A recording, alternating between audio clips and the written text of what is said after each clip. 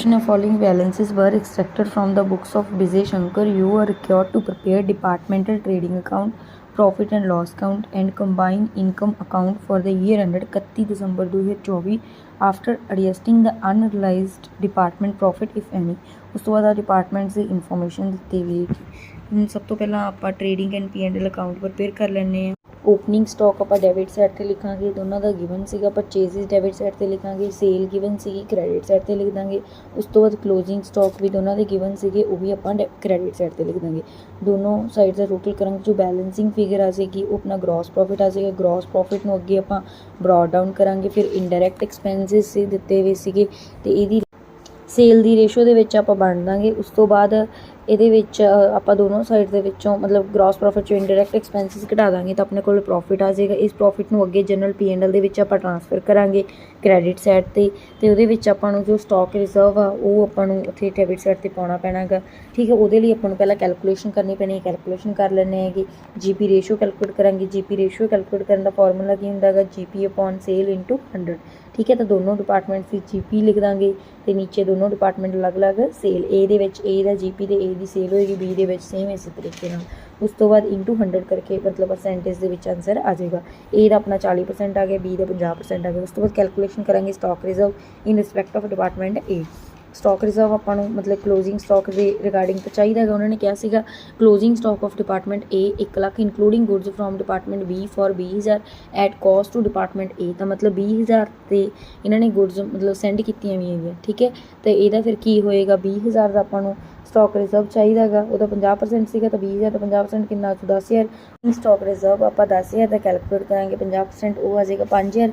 10,000 ਤੋਂ 5,000 ਘਟਾ ਕੇ additional stock reserve ਆਪਾਂ ਨੂੰ 5,000 ਦੀ ਲੋੜ ਆ, ਉਹ ਆਪਾਂ ਡੈਬਿਟ ਸਾਈਡ ਤੇ ਪਾ ਦਾਂਗੇ। ਜਾਂ ਫਿਰ ਇਹਦੇ ਵਿੱਚ ਆਪਾਂ ਇਸ ਤਰੀਕੇ ਨਾਲ ਵੀ ਕਰ ਸਕਦੇ ਸੀਗੇ, ਓਪਨਿੰਗ ਸਟਾਕ ਰਿਜ਼ਰਵ ਆਪਾਂ ਕ੍ਰੈਡਿਟ ਸਾਈਡ ਤੇ ਲਿਖ ਦਿੰਦੇ, ਕਲੋਜ਼ਿੰਗ ਸਟਾਕ ਰਿਜ਼ਰਵ ਆਪਾਂ ਡੈਬਿਟ ਸਾਈਡ ਤੇ ਲਿਖ ਦਿੰਦੇ ਤੇ ਉਸ ਤਰੀਕੇ ਨਾਲ ਵੀ ਆਨਸਰ ਆ ਜਾਣਾ ਸੀਗਾ।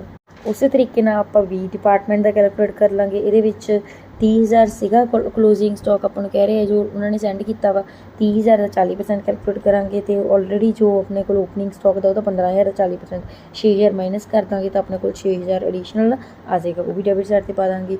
ਫਿਰ ਜੋ ਪ੍ਰੋਫਿਟ ਆਇਆ ਸੀਗਾ ਉਹਦੇ ਵਿੱਚੋਂ ਐਡੀਸ਼ਨਲ ਸਟਾਕ ਰਿਜ਼ਰਵ ਨੂੰ ਮਾਈਨਸ ਕਰ ਦਾਂਗੇ ਤੇ ਨੈਟ ਪ੍ਰੋਫਿਟ ਆਪਣੇ ਕੋਲ ਕੰਬਾਈਨ ਵਾਲਾ ਆ ਜਾਏਗਾ। Question: A concern has two departments X and Y. From the following particulars, prepare a consolidated trading account for the year ending 31 December 2024. ਆਪਾਂ ਨੂੰ ਇਨਫੋਰਮੇਸ਼ਨ ਦਿੱਤੀ ਹੈ ਲਾਸਟ ਤੇ ਕਿਹਾ you are inform that purchase goods have been transfer mutually at the respective departmental purchase cost and finish goods at departmental market price and that 25% of the finished stock at each department represent finished goods received from the other department। ਤਾਂ ਆਪਾਂ ਸਭ ਤੋਂ ਪਹਿਲਾਂ ਇਹਦੇ ਵਿੱਚ trading and P&L account ਬਣਾ ਲੈਂਦੇ ਹੈਗੇ। ਉਹਦੇ ਲਈ ਟ੍ਰੇਡਿੰਗ ਅਕਾਊਂਟ ਦੇ ਵਿੱਚ ਆਪਾਂ ਡੈਬਿਟ ਸਾਈਡ ਪ੍ਰਪੇਅਰ ਕਰਦੇ ਹਾਂ। ਓਪਨਿੰਗ ਸਟਾਕ ਗਿਵਨ ਸੀਗਾ, ਆਪਾਂ ਡੈਬਿਟ ਸਾਈਡ 'ਤੇ ਲਿਖ ਦਾਂਗੇ। ਪਰਚੇਜ਼ਿਸ, ਕੈਰੀਜ਼, ਬੇਸਿਸ ਤੇ ਇਹਨਾਂ ਨੂੰ ਵੀ ਆਪਾਂ ਡੈਬਿਟ ਸਾਈਡ 'ਤੇ ਲਿਖ ਦਾਂਗੇ। ਇਹ ਅਲੱਗ-ਅਲੱਗ ਹੀ ਗਿਵਨ ਸੀਗੀ। ਸੇਲ ਕ੍ਰੈਡਿਟ ਸਾਈਡ 'ਤੇ ਲਿਖ ਦਾਂਗੇ। ਉਸ ਤੋਂ ਬਾਅਦ ਲਿਖਿਆ ਵਾ ਸੀਗਾ purchase goods transfer Y to X. Y ਨੇ ਐਕਸ ਨੂੰ ਭੇਜੀਆਂ ਤਾਂ ਐਕਸ ਦੀ ਕੀ ਹੋਊਗੀ, ਪਰਚੇਜ਼ ਹੋਗੀ ਤਾਂ ਆਪਾਂ ਇਹਨੂੰ ਡੈਬਿਟ ਸਾਈਡ ਵਿੱਚ ਪਾ ਦਾਂਗੇ। ਟੂ ਟ੍ਰਾਂਸਫਰ ਪਰਚੇਜ਼ ਦੇ ਨਾਮ ਨਾਲ, ਇੱਧਰ ਆਪਾਂ ਬਾਈ ਟ੍ਰਾਂਸਫਰ ਇੱਕ ਤਰੀਕੇ ਨਾਲ ਉਹਦੀ ਕੀ ਹੋ ਗਈ ਹੈਗੀ, ਸੇਲ ਹੋ ਗਈ ਹੈ ਬਾਈ ਦੀ, ਤਾਂ ਆਪਾਂ ਉੱਧਰ ਬਾਈ ਵਾਲੇ ਕਾਲਮ 'ਚ ਸੇਲ ਦੇ ਨਾਮ ਨਾਲ ਪਾ ਦਾਂਗੇ। ਫਿਰ ਉਹਨਾਂ ਨੇ ਕਿਹਾ ਸੀਗਾ ਐਕਸ ਟੂ ਬਾਈ, ਇਹ ਐਕਸ ਦੀ ਕੀ ਹੋ ਗਈ ਹੈਗੀ, ਐਕਸ ਦੀ ਸੇਲ ਹੋ ਗਈ, ਬਾਈ ਦੀ ਪਰਚੇਜ਼ ਹੋ ਗਈ। ਤਾਂ ਐਕਸ ਦੇ ਕਾਲਮ ਵਿੱਚ ਆਪਾਂ ਡੈਬਿਟ ਮਤਲਬ ਕ੍ਰੈਡਿਟ ਸਾਈਡ 'ਤੇ ਲਿਖ ਦਾਂਗੇ ਤੇ ਬਾਈ ਦੇ ਕਾਲਮ ਵਿੱਚ ਡੈਬਿਟ ਸਾਈਡ 'ਤੇ ਲਿਖ ਦਾਂਗੇ। ਬਸ ਜਿਹਦੀ ਪਰਚੇਜ਼ ਆ ਉਹਦੇ ਆਪਾਂ ਡੈਬਿਟ ਸਾਈਡ 'ਤੇ ਪਾਉਣਾ, ਜਿਹਦੀ ਸੇਲ ਆ ਉਹਦੇ ਆਪਾਂ ਕ੍ਰੈਡਿਟ ਸਾਈਡ 'ਤੇ ਪਾਉਣਾ। ਫਿਰ ਫਿਨਿਸ਼ ਗੁੱਡਸ ਦਾ ਵੀ ਇਸ ਤਰੀਕੇ ਨਾਲ ਹੀ ਕਿਹਾ ਸੀਗਾ ਬਾਈ ਟੂ ਐਕਸ, ਤਾਂ ਬਾਈ ਦੀ ਕੀ ਹੋ ਗਈ ਹੈ, ਇਹਦੀ ਸੇਲ ਹੋ ਗਈ ਹੈ। ਠੀਕ ਹੈ, ਅਤੇ ਐਕਸ ਦੀ ਫਿਰ ਕੀ ਹੋ ਜਾਏਗੀ, ਇਹ ਪਰਚੇਜ਼। ਠੀਕ ਹੈ, ਉਸ ਤੋਂ ਬਾਅਦ ਜਿਹੜਾ 40,000 ਐਕਸ ਟੂ ਬਾਈ ਉਹ ਇਸ ਤੋਂ ਉਲਟ ਪਾ ਦਾਂਗੇ। ਠੀਕ ਹੈ, ਫਿਰ ਰਿਟਰਨ ਆਫ ਫਿਨਿਸ਼ ਗੁੱਡਸ, ਜੋ ਰਿਟਰਨ ਹੈਗੀ ਉਹ ਬਾਈ ਟੂ ਐਕਸ ਕਹਿ ਰਹੇ ਹੈਗੇ, ਤਾਂ ਉਹਦਾ ਕੀ ਕਰਾਂਗੇ ਆਪਾਂ, ਬਾਈ ਦੀ ਇੱਕ ਤਰੀਕੇ ਨਾਲ ਪਰਚੇਜ਼ ਰਿਟਰਨ ਹੋ ਗਈ ਹੈ। ਠੀਕ ਹੈ, ਕਾਲਮ ਵਿੱਚ ਇਹ ਕ੍ਰੈਡਿਟ ਵਾਲੀ ਸਾਈਡ ਪਊਗਾ। ਠੀਕ ਹੈ, ਅਤੇ ਜਿਹੜਾ ਉਹ 7,000 ਸੀਗਾ ਬਾਈ ਐਕਸ ਟੂ ਬਾਈ, ਉਹ ਉਹਦੇ ਲਈ ਕੀ ਹੈਗਾ, ਉਹ ਐਕਸ ਦੀ ਪਰਚੇਜ਼ ਰਿਟਰਨ ਆ, ਉਹ ਵੀ ਆਪਾਂ ਕ੍ਰੈਡਿਟ ਵਾਲੇ ਪਾਸੇ ਪਾ ਦਾਂਗੇ। ਮਤਲਬ ਕਿ ਦੋਨੋਂ ਟ੍ਰਾਂਜੈਕਸ਼ਨ ਜਿੰਨੀਆਂ ਵੀ ਹੈ ਇੰਟਰ ਡਿਪਾਰਟਮੈਂਟਲ ਟ੍ਰਾਂਜੈਕਸ਼ਨ ਆ ਉਹਨਾਂ ਦੇ ਕੀ ਹੋਣਗੇ, ਦੋਨੋਂ ਸਾਈਡ 'ਤੇ ਇਫੈਕਟ ਸ਼ੋਅ ਕਰਨਾ ਗਾ। ਕਿਸੇ ਲਈ ਪਰਚੇਜ਼ ਆ ਤਾਂ ਕਿਸੇ ਲਈ ਉਹ ਸੇਲ ਆ। ਇਸ ਤਰੀਕੇ ਨਾਲ ਆਪਾਂ ਸਾਰਾ ਕਰਨ ਤੋਂ ਬਾਅਦ ਕਲੋਜ਼ਿੰਗ ਸਟਾਕ ਆਪਾਂ ਨੂੰ ਕੁਐਸਚਨ 'ਚ ਗਿਵਨ ਹੀ ਸੀਗਾ, ਉਸ ਤਰੀਕੇ ਨਾਲ ਹੀ ਲਿਖ ਦਾਂਗੇ। ਅਤੇ ਕਲੋਜ਼ਿੰਗ ਸਟਾਕ ਵੀ ਆਪਣੇ ਕੋਲ ਪਰਚੇਜ਼ ਅਤੇ ਫਿਨਿਸ਼ ਗੁੱਡਸ ਅਲੱਗ-ਅਲੱਗ ਸੀਗਾ, ਉਹ ਦੋਨੋਂ ਹੀ ਲਿਖਾਂਗੇ।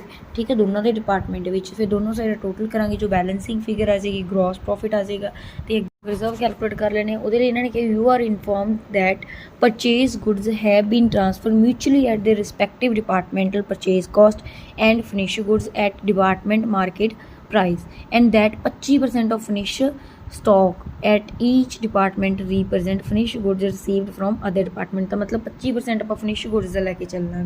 ਉਹਦੇ ਲਈ ਸਟਾਕ ਰਿਜ਼ਰਵ ਕੈਲਕੂਲੇਟ ਕਰਨ ਲਈ ਇੱਥੇ ਲਿਖ ਲੈਣਾ GP upon sales plus transfer of finished goods to buy। ਉਹਦੇ ਚੋਂ ਰਿਟਰਨ ਜੋ finished goods ਹੋਈ ਹੈਗੀ ਬਾਏ ਬਾਈ ਉਹ ਮਾਈਨਸ ਕਰ ਦਾਂਗੇ ਤੇ ਇਹਦਾ 25% ਜੋ finished goods ਹੈ ਆਪਣੇ ਕੋਲੇ ਬਾਈ ਦੀ ਹੈ। ठीक है, वो वैल्यूज़ पुट करके अपना डिपार्टमेंट एक्स का आंसर आ जाएगा। फिर डिपार्टमेंट बाई का आप GP लवांगे तो वो सेल वो ले लाँगे बाई की, तो फिर बाकी इतने transfer of finish goods 2x ले लाँगे, रिटर्न 2x ले लाँगे। ठीक है, तो 2 25% तो वो फिनिश गुड्स किदियां लवांगे x दियां लवांगे। ठीक है, तो अपने को बाई का भी आंसर आ जाएगा। ये अपने को स्टॉक रिजर्व आ गया एक्स से बाई दे, हम एक्स के एक्स वाला स्टॉक रिजर्व घटा देंगे तो वह नैट प्रॉफिट आ जाएगा। बस तो आप कंबाइन भी कर सकते हैं, कंबाइन ही करते हैं। ठीक है, तो बाई के बाई का माइनस करा तो बाई का अपना नैट प्रॉफिट आ जाएगा। इतने आप कंबाइन ही किया वा। क्वेश्चन है X limited has a factory which has 2 manufacturing department A and B। Part of the output of A department is transferred to B department for further processing and balance is directly transferred to the selling department। The entire production of B department is transferred to the selling department। Inter-department stock transfer are made as follows: A department to B at B% over departmental cost, A department to selling department at 3% over departmental cost। मतलब ये अलग अलग अपन department wise दिता वा भी अगर A department B नूं भेजूगा तो 20% अब ओवर डिपार्टमेंटल कॉस्ट होगा, तो अगर A डिपार्टमेंट सैलिंग नूं भेजूगा तो 30% अब कॉस्ट कह लो, तो B डिपार्टमेंट अगर सैलिंग नूं भेजेगा तो 25% ओवर डिपार्टमेंटल कॉस्ट होएगा। इतने फिर उस तो बाद क्या following information is given for the year ending 31 मार्च 2024। आपने इन्फॉर्मेशन दी हुई हैगी out of total production in department A 30 MT were for transfer to the selling department and the balance to B department। The per ton material and labor consumption in A department on production to the transfer directly to the selling department is 200% of the labor and material consumption on production meant for B department। Prepare departmental profit and loss account। तो आप सब तो पहला departmental trading account and P&L account prepare कर लेने। ਇਹਦੇ ਲਈ ਆਪਾਂ ਓਪਨਿੰਗ ਸਟਾਕ ਡੈਬਿਟ ਸਾਈਡ ਤੇ ਲਿਖ ਲਾਂਗੇ। ਡਿਪਾਰਟਮੈਂਟ ਵਾਈਜ਼ ਇੱਥੇ ਆਪਾਂ ਨੂੰ ਮਤਲਬ ਕੁਆਂਟੀਟੀ ਤੇ ਅਮਾਊਂਟ ਦਿੱਤੀ ਵੀ ਹੈਗੀ।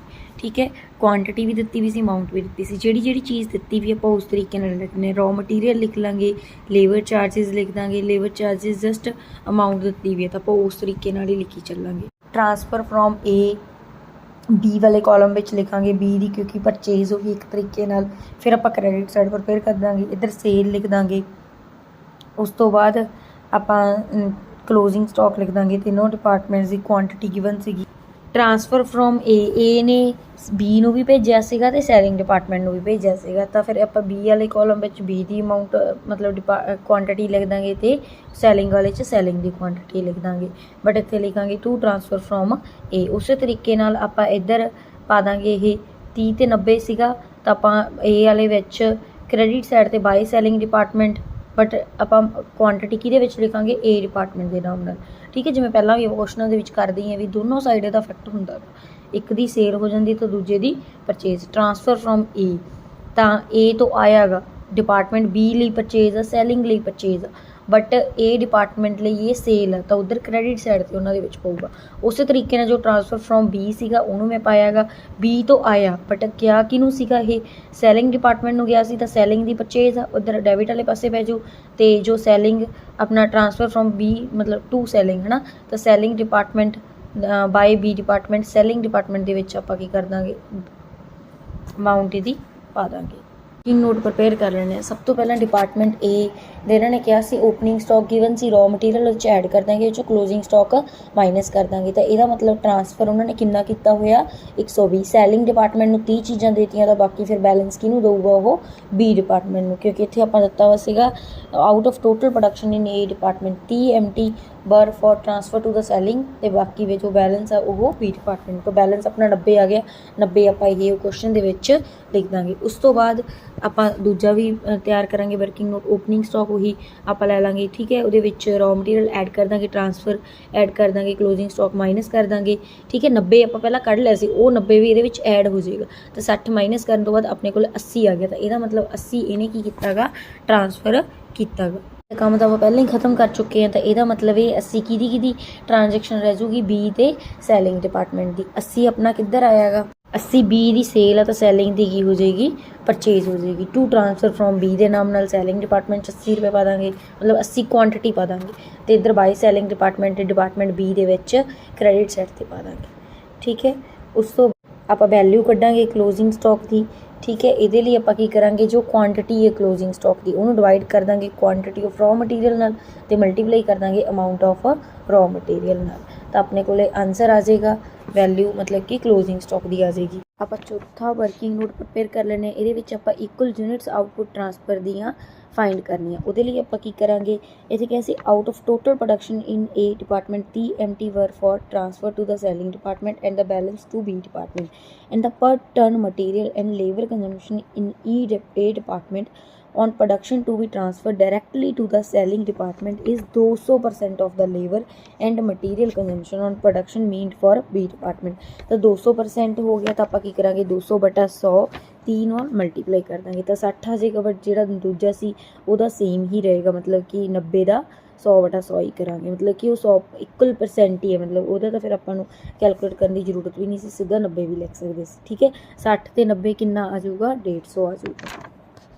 पंजवां नोट बना लें। Total cost in department A किन्नी, opening stock add raw material कर लेंगे, लेबर चार्जेस ऐड कर लेंगे, क्लोजिंग स्टॉक नो माइनस कर देंगे। तो 1,86,000 आ गया इंटू 60/150 करांगे तो कितना आ जाएगा 400। तो इन्होंने प्रॉफिट की किन्नी गल की 30%, ठीक है। तो 30% विच ऐड कर देंगे तो कितना आ जाऊगा टोटल 96,720। फाइंड किया सी सैलिंग डिपार्टमेंट का सी। उस तरीके ना जो आप डिपार्टमेंट बी का कैलकुलेट करना, वो लिए अपन की करना पैना 1,86,000 इंटू 90/150 कर लेंगे। तो वो मतलब कितना आ जाऊगा 1,16,000 वैल्यू आ गई है। तो वो 20% आप प्रॉफिट ऐड कर देंगे, वो आ जाएगा 1,33,920। बी वाले का आप हम कैलकुलेट कर लेने क्लोजिंग स्टॉक। वो की करांगे क्वांटिटी जो क्लोजिंग स्टॉक है डिवाइड करांगे क्वांटिटी जो रॉ मटीरियल दी है प्लस ट्रांसफर, फिर मल्टीप्लाई करांगे रॉ मटीरियल प्लस ट्रांसफर, ठीक है। रॉ मटीरियल की जो वैल्यू है एक्चुअल वो फिर 60/120 इंटू 30,000 तो जो ट्रांसफर आएगा वो कितना आएगा 133,920।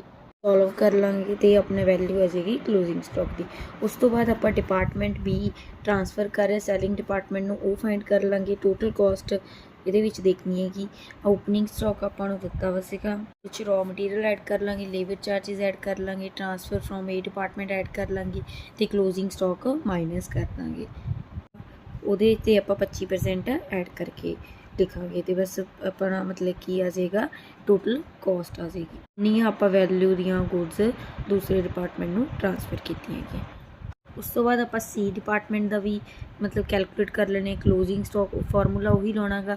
हुण इहदे रॉ मटीरियल है नहीं सी डिपार्टमेंट मीनस सैलिंग डिपार्टमेंट, ठीक है। तो रॉ मटीरियल है नहीं सी, इस करके वो वैल्यू लिखन रहन देंगे। बस फार्मूला तो सेम ही रहना, quantity of closing stock divide by raw material होंदा तो वो भी डिवाइड करना सी, है नहीं गा, इस करके इग्नोर कर देंगे। Divide by transfer into transfer from A भी जिन्ना भी इनू आएगा, ठीक है। 60/110 इंटू जिन्नी भी वैल्यूज़ ए तो आई है तो बी तो आई प्लस करके लिख देंगे। उन्हें आप सॉल्व कर लेंगे तो अपना की आ जाएगा सैलिंग डिपार्टमेंट का क्लोजिंग स्टॉक आ जाएगा। जिन्नियां भी आप वैल्यूज़ फाइंड कीतियां ना सारिया वैल्यूज़ नूं क्वेश्चन दे विच फिल कर देंगे।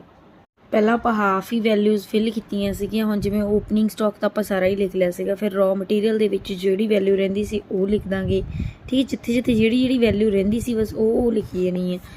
जिवें transfer from department a working note 1 लिखा वा, इस तरीके ना मतलब सारिया वैल्यूज़ फिल कर लिया तो जो बैलेंसिंग फिगर आ गई वो अपना ग्रॉस प्रॉफिट आ जाएगा।